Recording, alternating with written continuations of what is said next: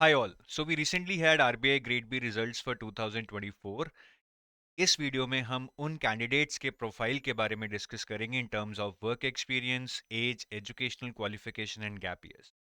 आप ये वीडियो क्यों देखें? देखिए, बहुत सारे एस्पिरेंट्स जो तैयारी कर रहे हैं उनको कहीं ना कहीं इनसिक्योरिटी रहती है, जैसे कि मेरा वर्क एक्सपीरियंस नहीं है, why would they take me, और I have a work experience for 4 to 5 years but in a different field, how will I justify my selection. मेरी एज बहुत ज़्यादा हो चुकी है, wouldn't RBI prefer somebody who is young, या फिर मेरी एज बहुत कम है, आरबीआई शायद एज अ फ्रेशर मुझे नहीं लेगा। मेरा एजुकेशनल क्वालिफिकेशन फाइनेंस या कॉमर्स में नहीं है, how will I justify my interest in RBI. मेरे पास गैप ईयर्स हैं, तो मैं कैसे जस्टिफाई करूंगा कि मैंने उन सालों में क्या किया, it will leave a bad impression. तो इन्हीं इनसिक्योरिटीज़ के आंसर कहीं ना कहीं आपको इस वीडियो में मिलेंगे जब आप देखेंगे कि आपके जैसे ही लोग इस एग्ज़ाम को क्लियर कर रहे हैं। Now, before I go ahead, I also want to tell you that we have a free course for RBI Grade B. Now, this free course doesn't mean कि आपको सारा content free दिया जा रहा है, but it will help you get kick started on various aspects. तो अगर आप एग्जाम के लिए नए हैं, आपको eligibility, pattern, vacancies, notification dates का आइडिया नहीं है, आप इस फ्री कोर्स में एनरोल कर। फिर आपको पता नहीं है कि इस आरबीआई एग्जाम में क्वांट रीजनिंग कैसे अलग है बाकी बैंकिंग एग्जाम से, किस तरह के क्वेश्चंस आते हैं, कितनी डेप्थ में आते हैं, ईएसआई और फाइनेंस में किस लेवल पे पूछा जाता है, is it a basic level और is it a mastery level. Then you can access the previous year questions in this free को। और आपको पूरी स्ट्रैटेजी चाहिए कि क्वांट रीजनिंग, ईएसआई, एफएम जैसे सब्जेक्ट्स को कैसे पढ़ना है, क्या इंपॉर्टेंट टॉपिक्स हैं, क्या सोर्सेज के थ्रू पढ़ना है। Everything is available in this free course, and this free course can be accessed through a link in the description of this video. There is no charge for it. तो आज ही enrol कीजिए और इन चीज़ों के बारे में जानिए। Now moving forward, जो मैं आपको एनालिसिस बताने वाला हूँ इन terms of profile of selected candidates, मेरे पास 47 सेलेक्टेड कैंडिडेट्स का डेटा है। तो टोटल सीट्स तो ज़्यादा थी, बट हमारे पास सबका डेटा नहीं है, तो I can tell you only about those who are associated with us. सबसे पहले I start with the educational qualification. Though this is bit shocking, but this happens every year. We generally believe that a lot of people from finance or economics or commerce background will crack this exam, but mostly people who are cracking this exam are BE and BTechs. 47 में से 27 लोग BE या BTech background। Does that mean कि ये बहुत intelligent होते हैं engineers?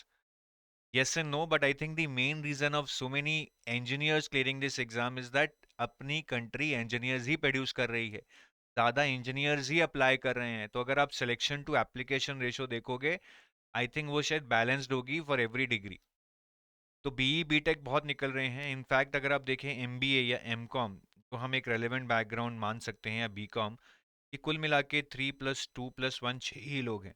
Like people from various other backgrounds which are not at all related, BA, bachelor in arts, BSc, MA, MSc, मतलब इनका तो इंजीनियर से भी कम रिलेशन है, ठीक है।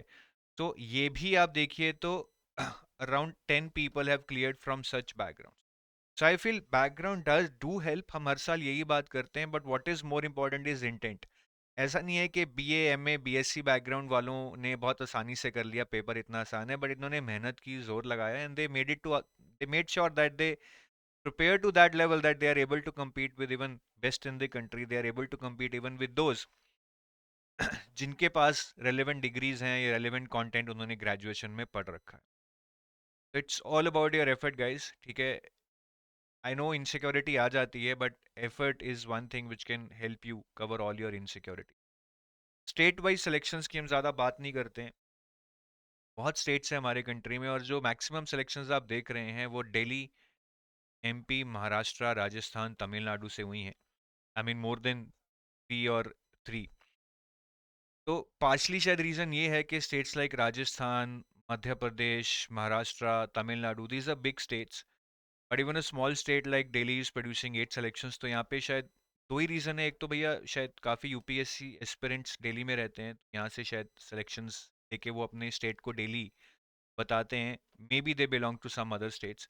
And moreover in cities like Mumbai or Delhi, like matlab, see there is a certain cream which is working in good companies or have good profiles, they are residing there और looking for opportunities, तो कहीं ना कहीं शायद यहाँ से एक अच्छा रिजल्ट बनता है. बट ओवरऑल आई थिंक कुछ स्टेट्स हैं like UP with large population but only one people getting selected from it. Now this might be wrong because जैसे मैंने बताया काफ़ी लोग दिल्ली या महाराष्ट्र में रिसाइड कर रहे हैं, सो वहाँ स्टेट बताते हैं, but they might be originally from a different state. ठीक है, तो इसमें वैसे ज़्यादा है नहीं to analyse, but overall you can see people are getting selected from all over India. I am disappointed to see that there is nobody from Punjab here. I hope के पंजाब भी एक हमारा अच्छा स्टेट है. In fact we have candidates from J and K also. ठीक है, हिमाचल से भी मुझे कोई नहीं दिख रहे हैं यहाँ पे.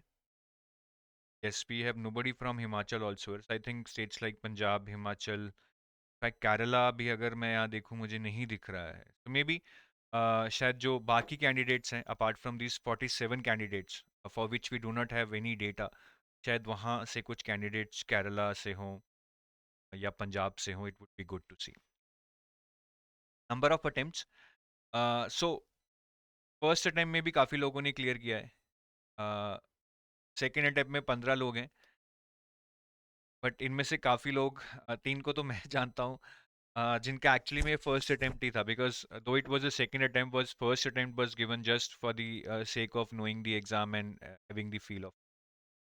और काफ़ी लोगों ने 3 से ज़्यादा अटेम्प्ट भी दिए हैं या 3 अटेम्प्ट दिए हैं. So persistence sometimes help you, but मैं ये बोलूँगा कि अटेम्प्ट्स को आप इस शेप में मत देखिए कि कितने लोगों ने 3 अटेम्प्ट्स में क्लियर किया या कितने लोगों ने एक अटेम्प्ट में क्लियर किया.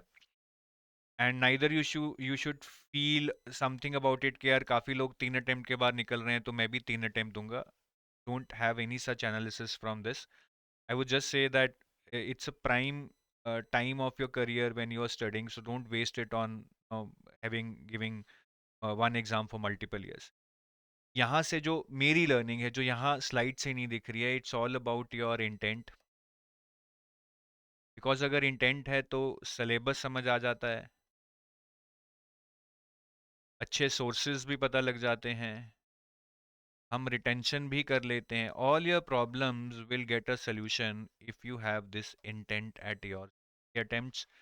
चाहे वो एक लगे या दो लगे वो एक अलग बात है, but the moment you start giving serious attempt I think it should be maximum of 2. उसके बाद ज़्यादा टाइम मत लगाइए. May be this exam is not for you. Work experience की बात करते हैं. काफ़ी लोग अब वर्क एक्सपीरियंस को एक पॉजिटिव पॉइंट काउंट करते हैं कि अगर आपके पास वर्क एक्सपीरियंस नहीं है तो सिलेक्शन मुश्किल होगा. तो ज़ीरो वर्क एक्सपीरियंस वाले 8 लोग हैं, बट मेजॉरिटी लोग आप देखिए वर्क एक्सपीरियंस है. May be 0 to 1 year is not much of experience, just 4 years, but 1 to 2, 2 to 3, all these people are having kind of a decent work experience. In fact, काफ़ी लोग 6 या 6 साल से ज़्यादा वर्क एक्सपीरियंस वाले भी हैं. 6 लोग हैं ऐसे जिनको 6 या 6 साल से ज़्यादा एक्सपीरियंस है. तो people working even for 6 year in corporate sector or banking sector are ready to work hard and crack this exam and join RBI because it is such a prestige. तो हर वर्क एक्सपीरियंस वाले लोग निकल रहे हैं, ऐसा कुछ मैं ये बोलूँगा कि बायसनेस या स्क्यूडनेस नहीं है कि एक 5 साल वाले ही ज़्यादा लोग निकल रहे हैं. You will see a kind of a uniform distribution here. थोड़ा बहुत फ़र्क है. I think this is the maximum के 2 से 3 साल वाले लोग सबसे ज़्यादा निकले हैं. बट आई थिंक ये सबसे ज़्यादा अप्लाई भी करते हैं बिकॉज ये 24-25 साल के होंगे and this is the prime years जहां आप कॉम्पिटिटिव एग्जाम की तैयारी करते हैं और अपने करियर को ऊपर लेके जाना चाहते हैं. ठीक है, तो वर्क एक्सपीरियंस है नहीं है, everybody can clear, but I do feels that work experience does help. तो अगर है तो भैया कर लो, जल्दी मत छोड़ो. अगर 1 साल जॉब कर लिए तो may be try to take it to 2 years ताकि एक अच्छा खासा वर्क एक्सपीरियंस हो जाए. It would suddenly help help and आपका इंटरव्यू भी ज़्यादातर वर्क एक्सपीरियंस के ऊपर ही होता है अगर आपका वर्क एक्सपीरियंस है. गैप ईयर्स, काफ़ी लोग एग्ज़ाम्स की तैयारी करते हैं एजुकेशन के बाद, 3 साल 4 साल लग जाते हैं, but they are not able to crack any exam. तो कहीं ना कहीं एक इनसिक्योरिटी आने लगती है कि यार गैप ईयर्स बहुत ज़्यादा हो गए हैं, अब कैसे जस्टिफाई किया जाए. आई पर्सनली फील के gap years is not about के whether you done any job और not. I think gap years is more about whether you were being productive, whether you wasted your time or whether you invested your time during that time. तो अगर आपने पढ़ाई भी की है 3 साल 4 साल, you learned something out of it, though you were not able to get selected, I don't think you have wasted your time, you have invested your time. और यहाँ पे आप देखिए कि नो मतलब जीरो गैप ईयर्स वाले 18 लोग हैं, but rest 31 have gap years of 1 year 2 year 3 year 4 year. Fact we have people with more than 6 years of gap years. तो 31 लोग हैं जिनके गैप ईयर्स हैं, बट यहाँ पे ये मत सोचिए कि 31 ईयर्स के 31 लोगों के पास सिर्फ गैप ईयर्स हैं. इन लोगों के पास गैप ईयर्स थे, बट समहाउ इनमें से 25 लोगों के पास सिर्फ 6 लोग ऐसे हैं जिनके पास गैप ईयर्स हैं और वर्क एक्स नहीं है. वर्क एक्स नहीं है, बट ठीक है, मैं दोबारा से लिख देता हूँ. 6 लोग ऐसे हैं जिनके पास गैप ईयर्स तो हैं, बट वर्क एक्स नहीं है. But rest 25 out of this 31, though they have gap years, but उनके पास वर्क एक्स भी है. So that work ex might be before leaving the job and then no having gap years, और that work ex might be after having gap, मतलब क्या पहले गैप ईयर्स थे and then they started working and had work experience. ठीक है, तो 31 लोगों के पास गैप ईयर्स है, but that should not promote के गैप ईयर्स के साथ सिलेक्शन आसान हो जाता है. जैसा मैंने बताया, 6 लोग ही ऐसे हैं भैया जिनके पास गैप ईयर्स हैं और वर्क एक्स नहीं है. बाकी सबके पास कहीं ना कहीं गैप ईयर्स से पहले या गैप ईयर्स के बाद वर्क एक्स है. ठीक है, ये मैंने यहाँ दिखाया है कि जीरो एक्सपीरियंस वाले सिर्फ ये दो, एक, तीन, चार, छः, ये सिर्फ 6 लोग हैं जिनके पास गैप ईयर्स हैं, जीरो एक्सपीरियंस है. बाकी जिनके भी पास गैप ईयर्स हैं, के पास 1 साल 2 साल 3 साल कहीं ना कहीं कुछ वर्क एक्सपीरियंस है. ठीक है, तो होता ही है ना कि आपने पहले जॉब कर ली फिर छोड़ दी, गैप ईयर्स आ गए. ये पहले गैप ईयर्स थे, फिर आपने गैप ईयर्स के बाद जॉब कर ली तो वर्क एक्स आ गए. तो गैप ईयर्स को ज़्यादा हमें प्रमोट नहीं करना है, but as long as we are making our effort, we are investing our time, it's okay. But if you are getting a job, I think you must take it. Age की बात करें तो भैया, initial अगर आप देखें 21 22 23 में, there are few people, and the reason is not that ke RBI is not taking people who are young or who are freshers. Many people at the age of 23 also have work ex. I think the prime reason is that not many people are applying at this age because people are uh, not aware about this. कि RBI जैसा exam भी होता है, even if they are aware they are not serious in their initial attempts, या फिर अपने career को private sector में बिल्ड करने में फोकस कर. बट स्टार्टिंग 24 25 26 27 28 29, ये हमारे नंबर्स 6 7 8 के बीच रिलाई कर रहे हैं. This is normally what I see every year. Generally 24 से 27 तक पीक आती है. साल 28 और 29 में भी काफ़ी लोग निकले हैं, एंड 29 वाले सारे ऐसे नहीं हैं जिनका कोई लास्ट अटेम्प्ट था. Many of these are from some reserve categories and they would have even extensions after 30. ठीक है, तो ये सारे साथ के साथ ऐसे लोग नहीं है जिन्होंने लास्ट अटेम्प्ट में क्लियर किया है. Don't get buoyed by the fact कि लास्ट अटेम्प्ट में बहुत सारे लोग क्लियर. तो every age is a ripe age to clear this exam, जैसा आप देख रहे हैं. इट्स ऑल अबाउट कि आप कब वो असली एफर्ट डालते हैं. Fact at the age of 31, जब काफ़ी लोग शायद अपना करियर में जहाँ हैं वहीं पे चलना पसंद करते हैं, लोगों ने क्लियर किया है.